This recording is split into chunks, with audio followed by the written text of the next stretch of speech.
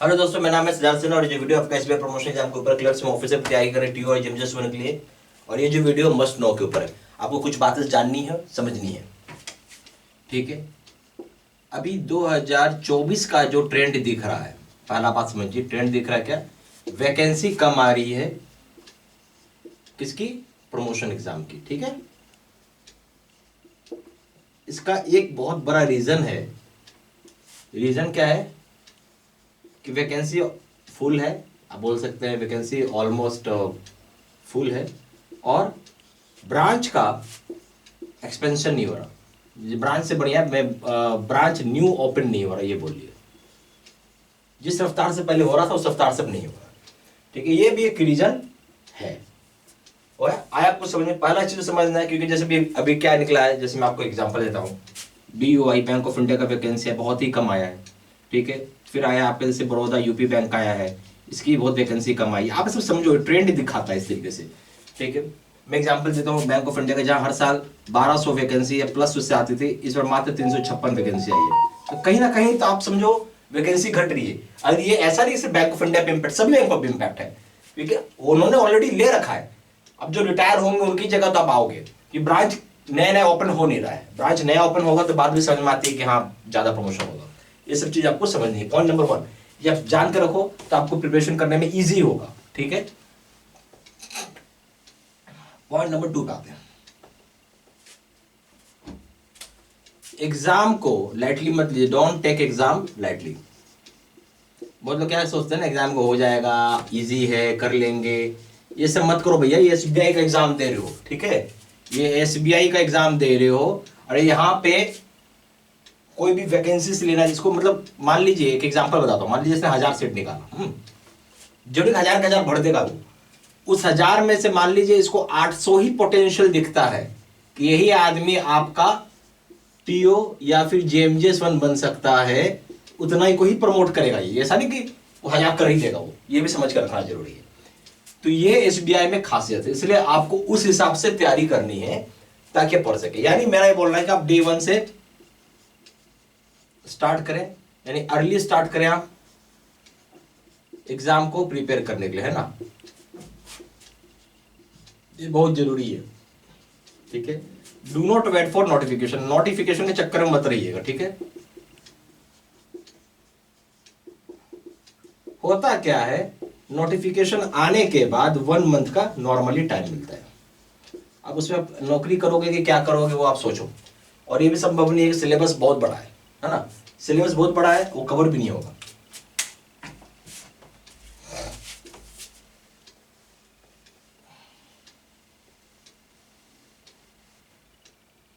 ठीक है, point number 3 पे आइए। आपको ये सिलेबस जानना चाहिए। सिलेबस बहुत ही आपका वाइड है। ठीक है, बहुत बड़ा है सिलेबस है। पॉइंट नंबर 4 पे आइए। पॉइंट नंबर 4 पे क्या है कि एग्जाम कंडक्ट कौन करेगा? आईबीपीएस लेता है या एसबीआई लेता है? ठीक है, एसबीआई कभी भी एग्जाम कंडक्ट नहीं करता। ठीक है, आईपीएस कंडक्ट करता है। ऐसा क्यों? ट्रांसपेरेंसी को संबंध में रखते हुए। ठीक है, आया समझ में आपको? कल क्या होगा, मान लीजिए, जैसे मान लीजिए मैं एसबीआई में काम कर रहा हूं, मैं अपने नजदीक वाले आदमी को बता दूंगा भाई ये सवाल पढ़ के चला जाना, ये बनाना। कौन बनाएगा क्वेश्चन एसबीआई में? मान लीजिए एसबीएलसी वाले लोग बनाएंगे, स्टेट बैंक लर्निंग सेंटर वाले लोग बनाएंगे, और कौन बनाएगा? ठीक है, तो जो यहाँ पे स्टाफ काम करे उसको पता है क्या क्वेश्चन आने वाला है, क्या क्वेश्चन नहीं आने वाला है, बना तो ही रहा है। और इससे क्या हो जाएगा, मैं अपने नजदीक वाले लोगों को बता दूंगा, तो नंबर ज्यादा आ जाएगा रिटन एग्जाम में। और हर जगह जो आपका मैक्सिमम मार्क्स होता है वो रिटन एग्जाम में ही होता है ना।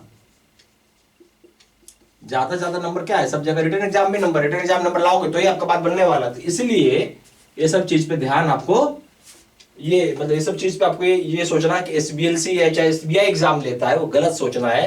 ट्रांसपेरेंसी मेंटेन रहेगा आईपीएस के माध्यम से, इसलिए आईपीएस कंडक्ट करता है। आया समझ में आपको? क्वेश्चन पेपर कौन सेट करेगा?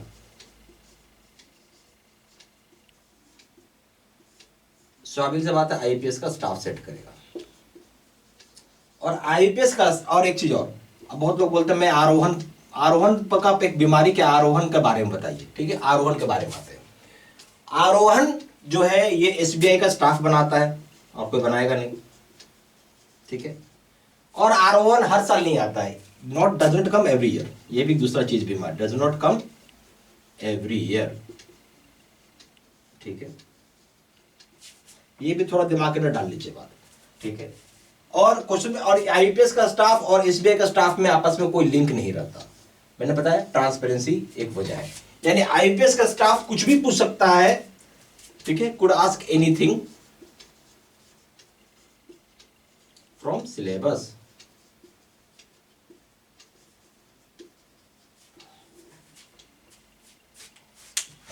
ठीक है, जो मन में आएगा वो पूछ सकता है, ये ध्यान रखिएगा।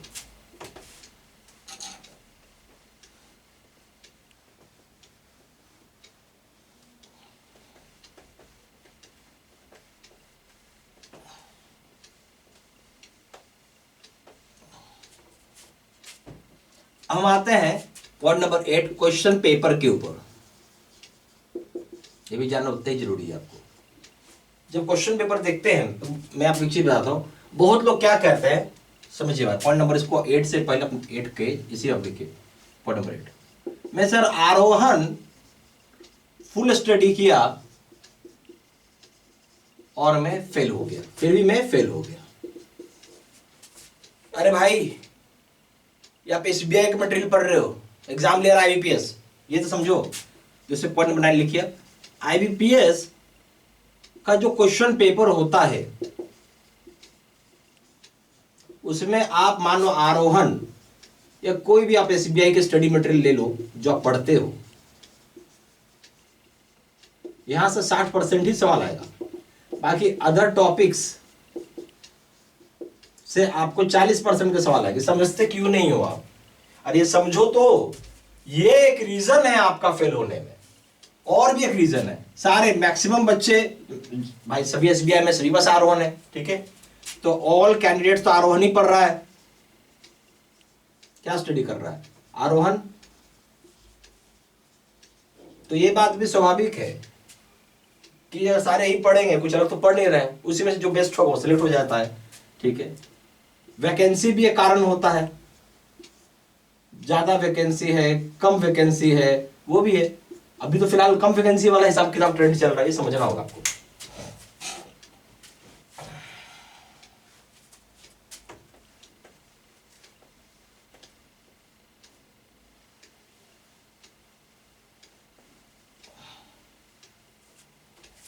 ठीक है, आया समझ आपको क्यों आप फेल हो रहे हो? और जो लोग रिपीटर हैं, मैं पॉइंट नंबर 10, रिपीटर मतलब उन्होंने एग्जाम लास्ट ईयर दिया। रिपीटर कौन होता है? जिन्होंने लास्ट ईयर एग्जाम दिया है ना। उनके लिए एक बात बोलना है।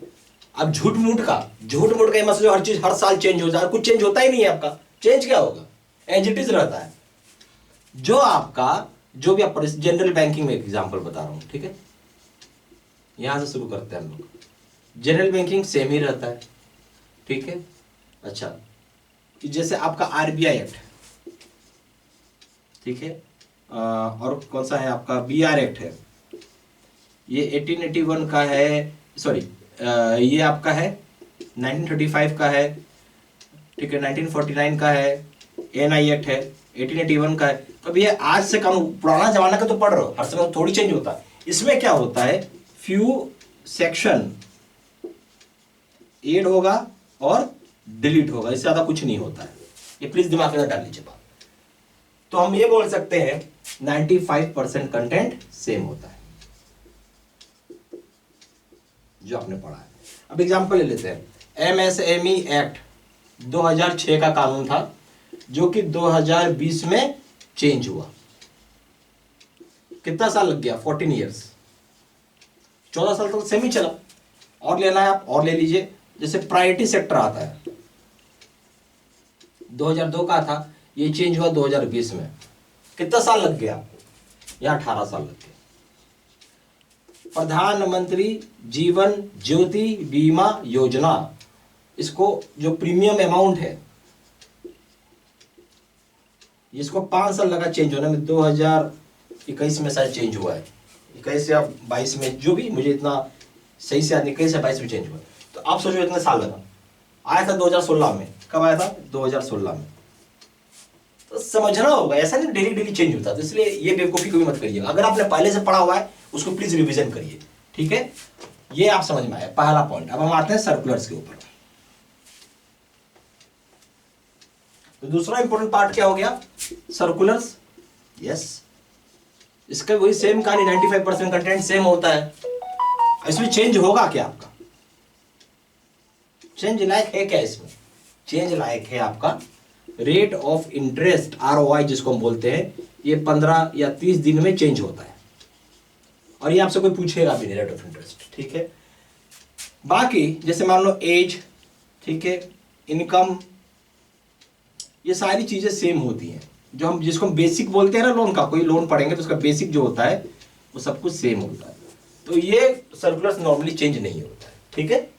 इसलिए मैंने आपको दो चीजें बता दी। तीसरा पॉइंट है जीके या जनरल अवेयरनेस, जो शॉर्ट फॉर्म में जीके, जीए बोल लो, जो बोलना बोल लो, ठीक है। ये आपको एवरी ईयर चेंज होगा। क्यों होगा? आपको पता ही है क्यों होगा, क्योंकि हर साल एक्टिविटी चेंज होता है। तो एक साल आपका अगला पूछेगा जो करंट अफेयर्स है, या आप इसको करंट अफेयर्स ही बोल सकते हो, ठीक है। तो आप जानते हो चेंज होता है, इसमें कुछ है नहीं, हर साल चेंज होता है। मैंने आपको सोचा ये सब बता दूं, क्या है ना, तैयारी करने से पहले आपको सब चीज जानना जरूरी है, तब आप तैयारी करिए। हम लोगों ने क्या किया है आपके लिए? हम लोगों ने प्रॉपर यहां पे वीडियो कोर्सेज बनाया हुआ है, ठीक है, जो कि इंटायर सिलेबस के लिए, ठीक है। इस वीडियो कोर्स में आपका आरोहण, जैसे बहुत लोग बोलते हैं आरोहण का रहेगा कि नहीं रहेगा, तो हम लोग यस आरोहण का तो वीडियोस देंगे, प्लस आपको एक्स्ट्रा वीडियोस रहेगा जो एग्जाम में पूछेगा आपसे, ठीक है। अब आता है एक general awareness, GK, current affairs, इसका भी वीडियोस और PDF रहता है, ठीक है। और एक चीज और आता है आपका यहां पे, प्लस सर्कुलर्स का वीडियोस होगा लेटेस्ट, प्लस आपका एक और पढ़ना है, डिस्क्रिप्टिव पेपर पढ़ना है TU लोगों को, तो यस डिस्क्रिप्टिव पेपर का भी वीडियो होगा, ठीक है। और ये सारी वीडियो कोर्सेज जो होती हैं, ये आपको पूरा CBI का हो गया, रिकॉर्डेड होता है, जिसको कि आप वॉच कर सकते हैं एट एनी टाइम, जब मर्जी तब देख लीजिए। रह गई बात इसकी एक्सेस का, तो हम इसका एक्सेस वेबसाइट के माध्यम से कर सकते हैं या फिर पोर्टल के माध्यम से कर सकते हैं। हमें करना क्या होगा? हमें अपना यूजर नेम और पासवर्ड, ये दो चीजें हमें डालनी होती है जो हमारे ईमेल आईडी पर आया हुआ होता है, ठीक है। तो हमारा ईमेल आईडी क्या हो जाएगा? हमारे ईमेल आईडी पे दो मेल आएंगे, एक आ जाएगा वीडियो कोर्स का, दूसरा आ जाएगा मॉक टेस्ट का, ठीक है।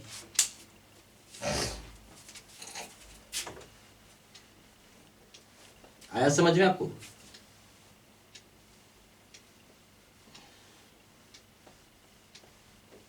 तो अगर आप पूछेंगे कोर्स कंटेंट क्या क्या है, वो भी बता देते हैं।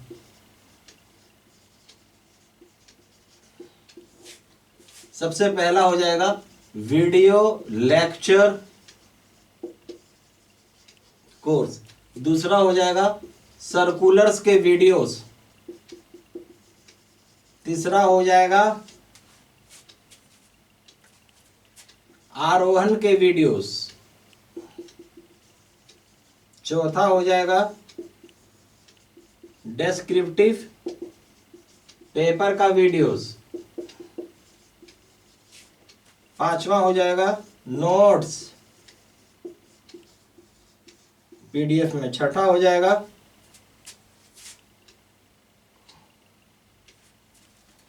आपका क्वेश्चन बैंक 3000 सेट का PDF में, सातवां हो जाएगा 20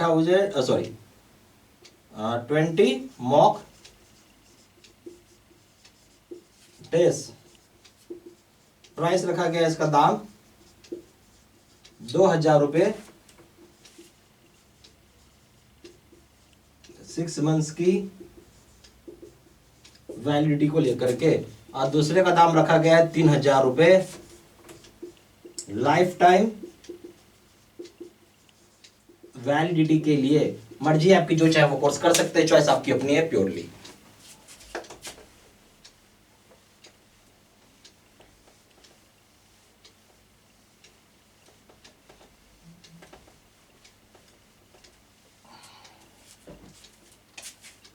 फिर भी कुछ डाउट हो तो व्हाट्सअप करके पूछ लीजिए, नंबर हो जाएगा 4 × 9 685127, या फिर वेबसाइट पर जाए, उधर ही जाके सीधा सीधा आप हमें ऑनलाइन पेमेंट करें। ठीक है, हमारा वेबसाइट है www.JAIIBCAIIB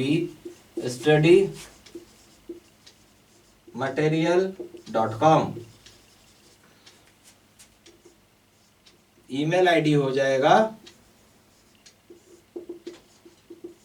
sidsinha123@gmail.com। सारा इंफॉर्मेशन मैंने इसी वीडियो के डिस्क्रिप्शन बॉक्स में डाल दिया। Thank you very much.